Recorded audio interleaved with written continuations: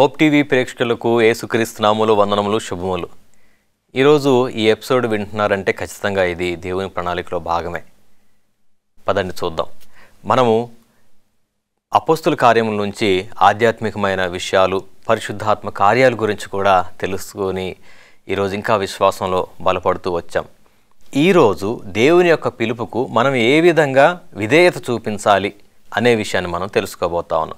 ఇది ఇంతకుముందు మీరు ఈ విధేయత గురించి ఎన్నో విషయాలు వినుండొచ్చు, కానీ ఈ ప్రత్యేకమైన ఎపిసోడ్ మాత్రం చాలా ప్రత్యేకమైనది. ఎందుకో చూద్దాం రండి. ముగింపు వరకు కూడా తప్పకుండా చూడండి. మనం అపోస్తుల కార్యములు 13వ అధ్యాయము మొదటి నుంచి ఒకసారి చూద్దామండి. అంతియొకయలో ఉన్న సంఘములో బర్నబా, నీగెర్ అనబడిన సుమేయోను, కురేనీయుడైన లూకియా, చతుర్థాధిపతి అయిన హేరోదుతో కూడా పెంచబడిన మనయేసు, సౌలు అను ప్రవక్తలను బోధలను ఉండిరి.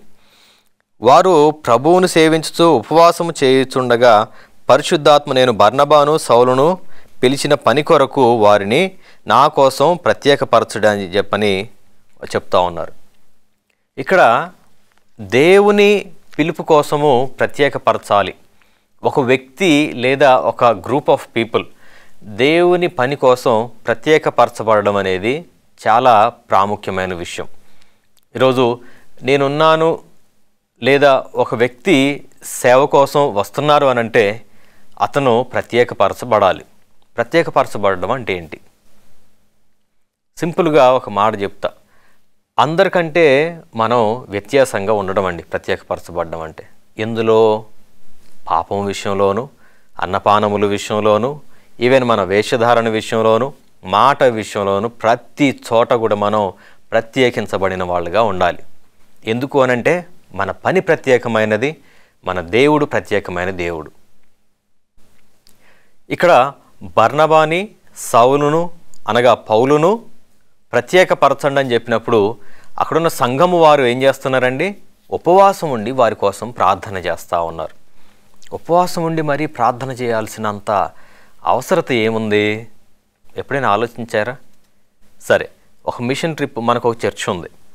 పాస్టర్ గారನ್ನು నలుగురు యవనస్తులు లేదా ఒక టీం ఒక సువార్త నిమిత్తం బయటికి వెళ్తున్నప్పుడు వారు ప్రత్యేకంగా ఉండాలి.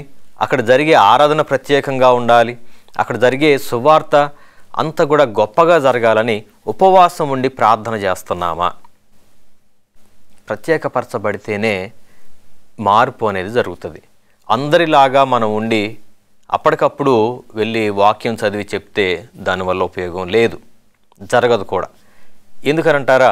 మనం సోషల్ మీడియాలో విన్న వాక్యాలో లేకపోతే ఎక్కడెక్కడో చూసిన మంచి కొటేషన్స్ విని చూసి రాసుకొని వెళ్ళి నలుగురిలో నిలబడి చెప్తే అది ఇప్పుడు వర్కౌట్ అయ్యే పొజిషన్ కాదు. ఎందుకంటే ఒక వ్యక్తి ఉన్నాడంటే మనల్ని ఒక లివింగ్ టెస్టిమోనీ లాగా చూస్తారు, సజీవ సాక్ష్యం లాగా చూడాలి మనల్ని.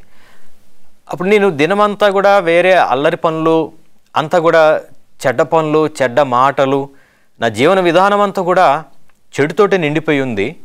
సడన్గా నేను ఆ ప్రేయర్ టైంకి మాత్రం బట్టలు మార్చుకొని చక్కగా తలదూకొని పౌడర్ వేసుకొని బైబిల్ పట్టుకొని అప్పటి వరకు 4 బైబిల్ కొటేషన్స్ చెప్పేసి వస్తే అది ఎంతవరకు పని చేస్తుంది అనేది ఒకసారి గమనించాలి. అంటే మిగతా సమయంలో వారు మన గమనించరా? సంఘస్థులు, విశ్వాసులే కావచ్చు, లేదా ఆ గ్రామస్తులు అనుకుందాం, వాళ్ళు మన జీవన విధానాన్ని మిగతా రోజుల్లో గమనిస్తారా లేదా?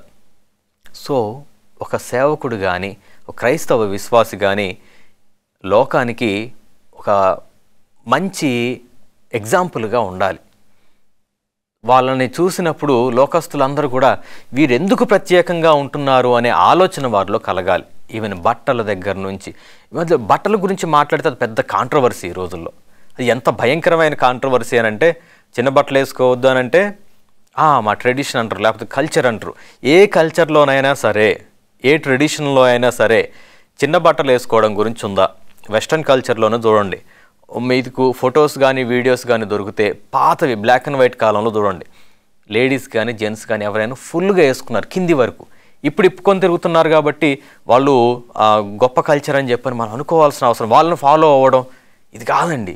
ప్రతి చోట మనం ప్రత్యేకపరిచిన వారుగా ఉండాలి. సరే, లోకమంతా కూడా ఈ వెస్ట్రన్ కల్చర్ గొప్పదనుకొని అటు ఫాలో అవుతున్నారేమో. మరి మన ప్రత్యేకత ఏంటి?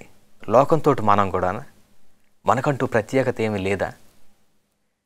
తినే విషయంలో అయితేనేంటి, లేదా నడిచే ప్రతి దగ్గర కూడా మనల్ని గమనిస్తూ ఉంటారండి లోకం. ప్రత్యేకంగా మనం ఒక ఫీల్డ్లో ఉన్నప్పుడు మనం ఏం తింటున్నాం, ఎలా తింటున్నాం, మన ఇల్లు ఎలా ఉంది, ప్రతిది కూడా గమనిస్తాం. నేను విలేజ్లో ఉన్నప్పుడు స్టార్టింగ్లో, నేను అప్పుడే కొత్తగా స్పైసర్ కాలేజ్లో గ్రాడ్యుయేషన్ కంప్లీట్ చేసుకుని వచ్చి అక్కడికి వెళ్ళి రోజులాగానే కాలేజీలో మామూలు ఫ్రీ టైంలో వేసుకున్నట్టు షార్ట్స్ వేసుకొని టీషర్ట్ వేసుకొని అటు ఇటు తిరుగుతున్నా. ఒక ముసలావిడ వచ్చారు నా దగ్గరికి. పాస్టర్ అయ్యా, మీరు గొప్పోళ్ళు, దేవుడికి మాకు మధ్యలో మీరు మధ్యవర్తులు లాంటి వాళ్ళు కదా, మీరు సాములోరు, మీరు ఇట్లా వేసుకొని తిరిగితే ఎట్లా అన్నదా. అంటే వాళ్ళ భాషను అక్కడ ప్రాంతాన్ని బట్టి చెప్తున్నా. నాకు అనిపించింది, నేను అందరూ వేసుకొని తిరుగుతున్నా కానీ అక్కడున్న ఆ కల్చర్ షాక్కి మనం అడ్జస్ట్ అవ్వగలగాలి. ఎవరైనా సరే మనము ఒక సేవకునిగా ఉంటున్నాము, ఒక పిలుపుకు మనం తలంచుతున్నామనంటే ప్రతి విషయంలో, బట్టలు కావచ్చు, మన ఆహారపు అలవాట్లు, భాష కావచ్చు, ప్రతి చోట మనం ప్రత్యేకతను చూపించగలగాలి. అందుకోసం అనే ఎక్కడా లోపం లేకుండా ఈ ఇద్దరు మనుషులు పర్ఫెక్ట్గా ఉండాలి అనే దానికోసం ఆత్మీయంగా, శారీరకంగా వీళ్ళు సిద్ధపడాలని సంఘమంతా కూడా ఉపవాసం ఉండి మరీ ప్రార్థన చేస్తూ వాళ్ళని సిద్ధపరుస్తూ ఉన్నారు. ఇది నిజమైన దేవుని పిలుపు. ఇది నిజమైన దేవుని పిలుపు కోసం మనల్ని మనం తగ్గించుకొని ఉండటం. చర్చిలో మాత్రమే నేను సేవకుడిగా ఉంటా, బయటకు వచ్చిన తర్వాత నా పర్సనల్ లైఫ్ అని మనం ఎప్పుడైతే అనుకుంటామో నిజంగా అప్పుడే దేవునికి దూరం అయిపోతాం అన్నాం. ఒకసారి ప్రాక్టికల్గా ఆలోచిద్దాం, దేవుని వాక్యం ప్రకారంగా మనం ఆలోచిద్దాం. ఇదంతా కూడా వదిలిపెట్టేద్దాం. కల్చరు, ట్రెడిషన్స్, లేదా ఇప్పుడు గ్రో అవుతున్నది, ఇదంతా కూడా వదిలేద్దాం. బైబిల్ ఏం చెప్తుంది, బైబిల్ ఎలా ఉండాలని కోరుకుంటుంది మనల్ని. ఒకవేళ ఫుల్గా బట్టలు వేసుకొని, లేకపోతే ఇట్లుంటే మన చినిగిన బట్టలు వేసుకొని తిరుగుతున్నారు, ఎందుకు? అది అట్లా కాదు కదా. నేను ఎవరిని కించపరచాలని ఉద్దేశంగా, ప్రత్యేకపరచ ఉండాలని దేవుడు మనల్ని కోరుకుంటున్నప్పుడు మనం ప్రత్యేకంగా ఉండటంలో తప్పేంటి అని అడుగుతున్నా. ఖచ్చితంగా ప్రత్యేకంగా ఉండటం మన బాధ్యత. అందరిలాగా ఉండాల్సిన అవసరం లేనే లేదు. సరే, ఇంకా ముందుకు వెళ్ళినప్పుడు ఈ విధంగా రాయబడి ఉంది. 4వ వచనం చదువుతున్నారు. కాబట్టి వీరు పరిశుద్ధాత్మ చేత పంపబడిన వారై సెలూకయకు వచ్చి అక్కడ నుండి ఓడ ఎక్కి కుప్రకు వెళ్ళిరి. వారు సలామీలో ఉండగా యూదుల సమాజ మందిరంలో దేవుని వాక్యం ప్రచురించుచుండిరి అని ఇక్కడ రాయబడి ఉంది. వీళ్ళు ఎప్పుడైతే సంఘమంతా కూడా కలిసి ప్రార్థన చేసి ఎంకరేజ్ చేసి పంపుతున్నారో, పరిశుద్ధాత్మ ద్వారా నింపబడిన వాళ్ళై వెళ్ళి సమాజ మందిరాలలో వారు మాట్లాడుతున్నారు. ఒక్క ప్లేస్ కాదు, ఇంకా వాళ్ళకి తెలియని వ్యక్తుల మధ్య, తెలియని ప్రాంతాల్లో, ఈవెన్ తెలియని భాషలు కూడా అక్కడ ఉంటా ఉన్నాయి. భాష తెలియని వాళ్ళ మధ్య కూడా వీళ్ళు పరిశుద్ధాత్మ చేత నింపబడిన వారే వాక్యము బోధిస్తూ ఉన్నారు. యేసే నిజమైన దేవుడని గొంతెత్తి చెప్తా ఉన్నారు. గొప్ప కార్యాలు జరుగుతూ ఉన్నాయి. ఎప్పుడైతే వీళ్ళు దేవుని పిలుపును అంగీకరించారో అప్పుడే వాళ్ళకి తెలుసు, ఖచ్చితంగా అక్కడ కొన్ని శోధనలు ఉంటాయి. ఎక్స్పీరియన్సెస్ ఎప్పుడు కూడా ఒక్కలాగానే ఉండవు. ఖచ్చితంగా ఇబ్బందులు కూడా ఎదుర్కోవాల్సి ఉంటుందని చెప్పని వీళ్ళకి తెలుసు. వీళ్ళు చక్కగా బోధిస్తూ ఉన్నారు, అంత సవ్యంగా జరుగుతుందన్నప్పుడు వ్యతిరేకత కూడా మొదలైంది. ఎక్కడి నుంచి అనంటే సమాజ మందిరం లోపటి నుంచే వ్యతిరేకత మొదలైంది. శాస్త్రులు, పరిసయ్యులు మొదలుకొని సద్దుకాయుల దగ్గర నుంచి ప్రతి ఒక్కరు కూడా క్రమంగా వీరిని, అపోస్తులను వ్యతిరేకించడం మొదలుపెట్టారు. వీరు దేవునికి లోబడి వెళ్ళినప్పటికీ కూడా దేవునికి వ్యతిరేకమైన వ్యక్తిత్వాలు కొన్ని ఉంటాయి. వాళ్ళు దేవునికి వ్యతిరేకమైన పనులు చేయడానికి నియమించబడ్డవారు ఉన్నారు. వాళ్ళ పని ఏంటి అనంటే దేవుని పరిచర్యకు ఆటంకంగా నిలబడడమే. మరి అట్లని మనం భయపడి సువార్తను, పరిచర్యను పక్కన పెట్టేయాలా? అవసరం లేదు. అపోస్తులను మాదిరిగా మనం ధైర్యంగా ముందుకు వెళ్ళాలి. ముందుకు చదువుదాం. వారు ఆ ద్వీపమంతటా సంచరించి పాపు అను ఊరికి వచ్చినప్పుడు గారడీవాడు, అబద్ధ ప్రవక్తి అయిన బర్యేసు అని ఒక యూదుని చూసి, ఇతడు వివేకము గలవాడైన సెర్గి సౌలు అని అధిపతి యొద్ద ఉండెను. ఈ బర్యేసు అనే అతను గారడీ విద్య చేసేవాడు అనమాట. ఈయన సెర్గి సౌలు అనే ఒక అతను దగ్గర పనికి ఉన్నాడు. ఆయనేమో ఒక high grade employee Roman empire లోపటనే. అతని దగ్గర ఈయన ఉండి ఏం చేస్తాడు, ఈయన పని ఏంటంటే ఎప్పుడు కూడా ఆయన నిజమైన దేవుని గురించి తెలుసుకోకుండా ఈ బర్యేసు చెప్పే ఈ గారడీ విద్యల మీద డిపెండ్ అయ్యేలాగా ఆయన్ని కట్టిపెట్టి ఉంచుతుండనమాట. అర్థమవుతుందా? అప్పుడు మన ఈ పౌలు వీళ్ళు టీం లాగా వెళ్ళి ఆయనకు సువార్త బోధిద్దాం అనుకుంటే ఈ బర్యేసు అనేట అతను వాళ్ళకి ఆటంకంగా నిలబడుతుండు. చెప్పాలనుకున్నది చెప్పనీయట్లే. వెంటనే అర్థమయ్యి గద్దిస్తాడు పౌలు. గద్దించగానే అతనికి కళ్ళు మూతపడతాయి, కనపడదు ఇంకా. అది చూసిన వారందరూ కూడా ఓకే, ఎన్ని రోజులు గారడీ విద్యలే గొప్పగా అనుకున్నాం, కానీ గారడీ విద్య కంటే కూడా గొప్ప దేవుడు ఇంకొకరు ఉన్నారు అని ఆలోచించడం మొదలుపెట్టారు. దేవుని కార్యాలు చాలా అద్భుతంగా ఉంటాయండి. దేవుడు చేయలేని కార్యం అంటూ ఏది లేదు. సువార్త కోసం ఈరోజు నువ్వు బయటకు వెళ్ళాలనుకుంటున్నావు, దేవుని పిలుపును నువ్వు అంగీకరించాలనుకుంటే కనుక అక్కడ గారడీ విద్య వాళ్ళే కానీ, మంత్రగాళ్లే కానీ, లేకపోతే జిమ్మిక్కులు మ్యాజిక్కులు చేసే వాళ్ళే కానీ, ఎవ్వరూ ఏది చేసినా సరే దేవుని ఏర్పాటు ఉన్నప్పుడు వాళ్ళందరూ కూడా ఖచ్చితంగా వాళ్ళ కళ్ళు మూయబడతాయి. ఆమేన్. ఇక్కడ కూడా నీవు కొంతకాలము గుడ్డివాడవై సూర్యుని చూడకుండదు అని చెప్పినప్పుడు వెంటనే మబ్బును చీకటి అతని గమ్మెను గనుక అతడు తిరుగుతూ ఎవరైనా చేయి పట్టుకొని నడిపించురా అని వెతుకుతున్నాడట. అది చూసి అక్కడున్న అధిపతి వీళ్ళందరూ, ఆ కుటుంబం, అక్కడున్న వాళ్ళందరూ కూడా నిజమైన దేవుణ్ణి తెలుసుకున్నారు. ఇంకా మనం చూస్తే మరియు పౌలు అతనితో కూడా ఉన్నవారును ఓడ ఎక్కి పాపు నుండి బయలుదేరి పంపులియాలనున్న పెర్గేకు వచ్చేరి. అక్కడ వారు అంతియొకయ అనే ఊరికొచ్చి విశ్రాంతి దినం రోజు వాళ్ళు దేవుని సమాజ మందిరంలో మాట్లాడుతూ ఉన్నారట. వీళ్ళు ఈ విధంగా మాట్లాడడం చూసి ఆశ్చర్యపడతా ఉన్నారు.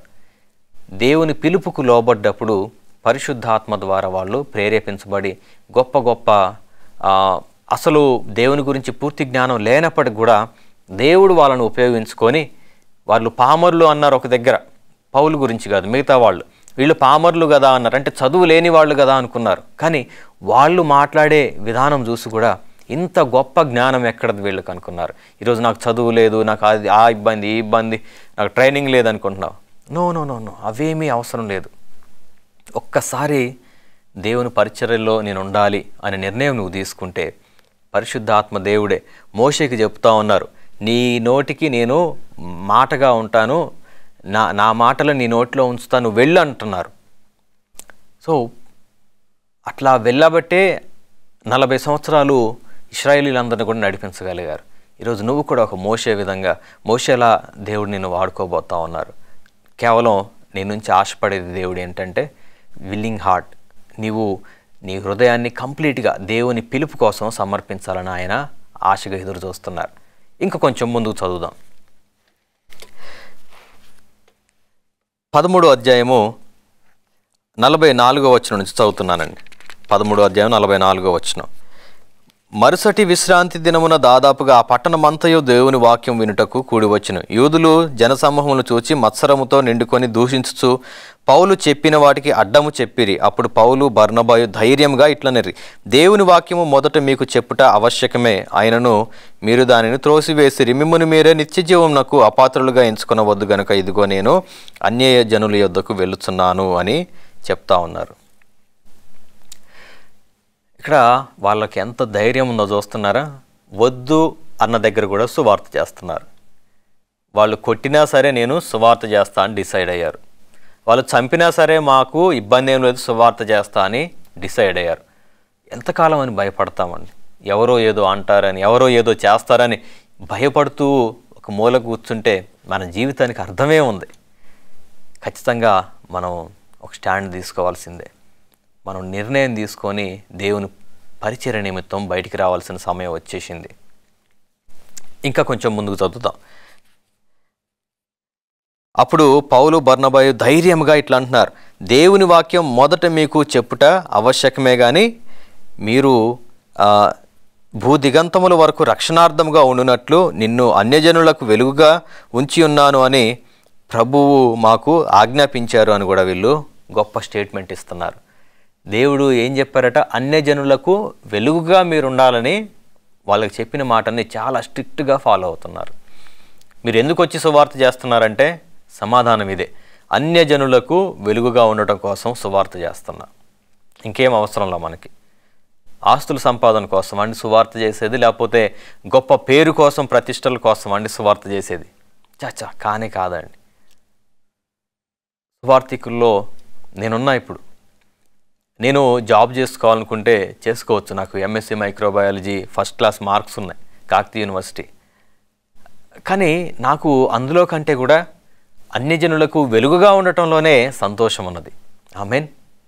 ఇటువంటి మంచి నిర్ణయం మనం తీసుకున్నప్పుడు కొంత ఎదురు దెబ్బలు తినాల్సి వస్తుంది. కొన్ని హేళన మాటలు కూడా మనం ఎదుర్కోవాల్సి వస్తుంది. అంత మాత్రాన మన విశ్వాసాన్ని, దేవుని యొక్క పిలుపును మనం విడిచిపెట్టాల్సిన అవసరం లేనే లేదు. మనం ఖచ్చితంగా ధైర్యంగా ముందుకు వెళ్ళాల్సిన అవసరం ఉంది. అయితే ఎప్పుడు కూడా జ్ఞాపకం ఉంచుకోండి, సువార్త అంటే ఏదో పూల పానుపు కానే కాదండి. ఖచ్చితంగా ఒక ముళ్ళ బాటే. మనము మంటల్లో పడుతున్న వాళ్ళని లాగి కాపాడినట్టుగా కాపాడమని దేవుడు చెప్తా ఉన్నారు. ఆ పనిలో మనం ఉన్నాం. అట్లాంటప్పుడు ఆ వేడి మనకు కూడా తగులుతుంది అనేది ఎప్పుడు కూడా మీరు మర్చిపోవద్దు. దానియేలు పరిస్థితి గుర్తున్నదా? దానియేలు స్నేహితులను మంటల్లో వేయడానికి వెళ్ళిన వాళ్ళు కూడా వాళ్ళు కాలిపోయినట్టుగా చూస్తున్నాం. సో మంటల్లో ఉన్న వాళ్ళని వెతికి రక్షించడానికి చేయబట్టి మనం బయటికి లాగుతున్నప్పుడు ఆ వేడి మనకు కూడా తగులుతుంది. అవే శ్రమలకు సూచనలు. ఖచ్చితంగా నువ్వు శ్రమలు ఎదుర్కొంటున్నావా? నీ ద్వారా కొంతమంది రక్షించబడబోతా ఉన్నారు. నువ్వు శోధన ఎదుర్కొంటున్నావా? నీ వలన ఒక కుటుంబం రక్షించబడబోతా ఉన్నది. ఆమేన్. దేవునికి మహిమ కలుగును గాక. ఇంకా ఒక ముఖ్యమైన మాట చదువుకుందామండి. 14వ అధ్యాయము 19వ వచనం నుంచి చదువుకుందామండి. 14వ అధ్యాయం 19వ వచనం నుంచి. అంతియొకయ నుండి ఈకొనియ నుండి యూదులు వచ్చి జనసమూహములను తమ పక్షముగా చేసుకొని పౌలు మీద రాళ్ళు రువ్వి అతడు చనిపోయిననుకొని పట్టణం వెలుపలికి అతన్ని ఈడ్చిరి. అయితే శిష్యులు అతని చుట్టూ నిలిచిండగా అతడు లేచి పట్టణంలో ప్రవేశించి మరునాడు బర్నబాతో కూడా దెర్బేకు బయలుదేరిపోయాను. నిజంగా ఇది ఆశ్చర్యానికి గురి చేసే విషయం. పౌలునేమో వాళ్ళందరూ కూడా ఇంకా ఒకరినొకరు ప్రేరేపించుకున్నారంట. ప్రస్తుతం మన ఇండియాలో చుట్టుపక్కల రాష్ట్రాల్లో జరుగుతున్నట్టుగానే అందరూ ఏకంగా అండి వీళ్ళని మనం హింసించాలని ఏ విధంగా పిలుపునిస్తున్నారు, అదేవిధంగా క్రైస్తవులను హింసించండి ఇప్పుడు ఏ విధంగా అయితే పిలుపుని వస్తుందో, క్రైస్తవుడైన పౌలును, యేసుక్రీస్తు గురించి చెప్తున్న పౌలును మనం హింసించడానికి ముందుకు వెళ్దాం రండి అని ఒకరినొకరు పోగేసుకోవడం మొదలుపెట్టినప్పుడు వెంటనే చాలామంది పోగైపోయారు. అందరూ రాళ్ళు పెట్టి కొట్టడం మొదలుపెట్టారు. పౌలు ఆ రాళ్ల దెబ్బలు తిన్నారు, ఆ బాధ అనుభవించారు, ఆ నొప్పి అనుభవించారు. రక్తం కారుతూ ఉంటే సోయి లేకుండా పడిపోయి ఉన్న పరిస్థితుల్లో ఆయన తీసుకువెళ్ళి ఊరి చివర పడేశారు. చచ్చిపోయిండు అనుకున్నారు. ఇంకా ఆయన తిరిగి లేచే అవకాశం కూడా లేదనుకున్నారు. శిష్యులు మాత్రం బాధగా వెళ్ళి చూస్తూ ఉంటే ఉన్నపాటున మళ్ళీ లేచారండి. పౌలు చనిపోతాడు అనుకున్న పౌలు మళ్ళీ లేచి అదే పట్టణంలోకి వెళ్ళి బర్నబాతో కలిసి మళ్ళీ కొంత సమయం అక్కడ ఉండి తిరిగి అక్కడి నుంచి బయటికి వెళ్ళినట్టుగా వాక్యం రాయబడి ఉంది. ఎంత ఆశ్చర్యకరమైన కార్యం! దేవుడు నిన్ను ఒకవేళ బ్రతికించాలనుకుంటే అగ్నిగుండంలో పడేసినా బ్రతికించగలరు, సింహాల బోన్లో పడేసినా నిన్ను బ్రతికించగలరు, లేదా ఈ విధంగా రాళ్లతో కొట్టినా సరే నిన్ను బ్రతికించాలి అనుకుంటే నీ పని, నీ అవసరత ఇంకా ఉన్నది, నీ కోసం నువ్వు చేయాల్సిన బాధ్యత ఇంకా ఉన్నది అనుకున్నప్పుడు ఖచ్చితంగా నీకు మళ్ళీ బ్రతకడానికి దేవుడు అవకాశం ఇస్తారు. ఎందుకంటే జీవన్మరణములు ఆయన అధీనంలోనే ఉన్నాయి. అదే దేవుడిని నువ్వు సేవిస్తున్నప్పుడు ఇంకా చావు కోసమో లేకపోతే అవమానం కోసమో భయపడాల్సింది దేనికి? ఇంకా ప్రియ సహోదరుడ సహోదరి, పౌలుతో ఉన్న వారెవ్వరు కూడా సుఖాలు అనుభవించడం కోసం సువార్త చేయలేదు. ఈరోజు అపోస్తులు అనే పేరు పెట్టుకుంటున్నారు చాలామంది. పౌలు మాదిరిగా పనిచేస్తున్నారా? ఎక్కడ పని చేస్తున్నారు? ఇప్పుడున్న అపోస్తులందరూ ఎక్కడ పని చేస్తారండి? సిటీస్లో ఆల్రెడీ ఒక చర్చిలో ఒక 2-3 ఉన్నప్పుడు అదే గల్లీలో ఈ చివర పెట్టి ఇంకో కొంచెం మ్యూజిక్, ఇంకో కొంచెం సిస్టమ్ ఎక్కువ పెట్టి, ఇంకో కొంత యూత్ని ప్రొవోక్ చేసే కొన్ని ఈవెంట్స్ చేసి ఈ చర్చిలో నలుగురిని, ఆ చర్చిలో నలుగురిని గ్యాదర్ చేసుకుంటారు అనమాట. ఇదే అండి అపోస్తులు చేసింది. చాచా అపోస్తులు చేసింది చాలా గొప్ప సువార్త. అన్యజనులకు సువార్త చేశారు. ఎక్కడైతే ఈ దేవుడు గురించి తెలియదో, ఆ జ్ఞానం లేదో అక్కడికి వెళ్ళి సువార్త చేశారు. మరి మనం ఎందుకు ఇంకా చర్చిల మధ్యలో చర్చిలు కట్టి ఉన్న చర్చి మధ్యలోనే చర్చి కట్టి అక్కడే వాళ్ళని ఇటు ఇక్కడ వాళ్ళు అక్కడ అటు గలిబిలి చేయడానిక మనం ఉన్నది? అన్యజనులు ఎంతమంది లేరు? యేసుక్రీస్తు గురించి తెలియని వాళ్ళు ఎంతమంది లేరు? ఎన్ని గ్రామాలు ఉన్నాయో తెలుసా?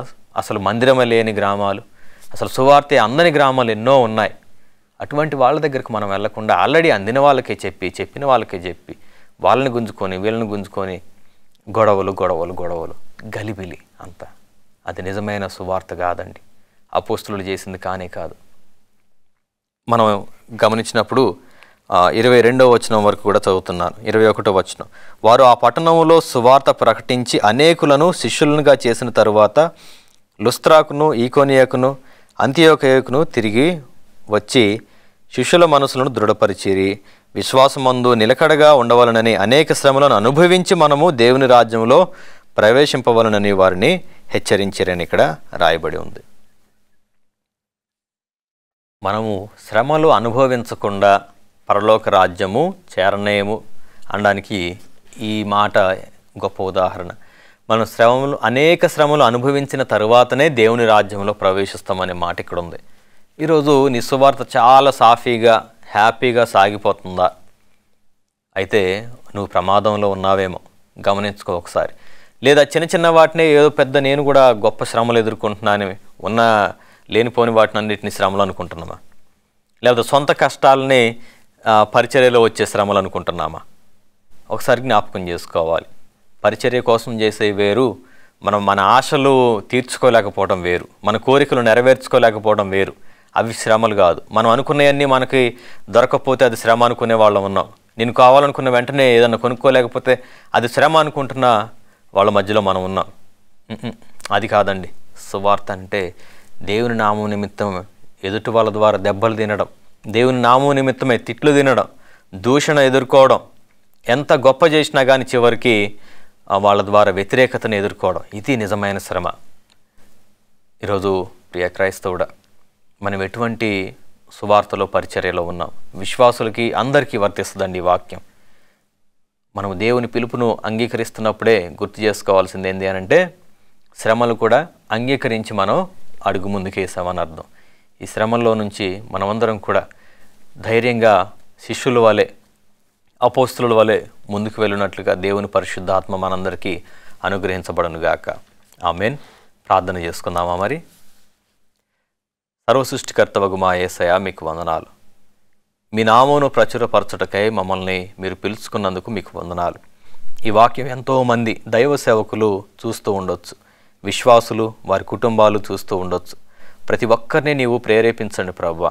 నిజమైన సువార్త నిమిత్తమై మాకున్న ఈ కంఫర్ట్స్ అన్నీ కూడా విడిచిపెట్టి, మాకున్న సుఖభోగాలన్నీ విడిచిపెట్టి ధైర్యముగా అపోస్తులు ఏ విధంగా అయితే ఒక చోటు అనేది లేకుండా, ఒక సొంత స్థలం అనేది లేకపోయినా కానీ సువార్తను పరిచయం చేస్తూ ముందుకు వెళ్ళారో అటువంటి గొప్ప పరిచర్య సువార్త మేము చేయగలటానికి మమ్మల్ని ప్రేరేపించి బలపరిచి నడిపించుమని, నీ ఆత్మతో మమ్మల్ని ముందుకు నడిపించుమని యేసుక్రీస్తు నామములో అడుగుతున్నాను పరమ తండ్రి.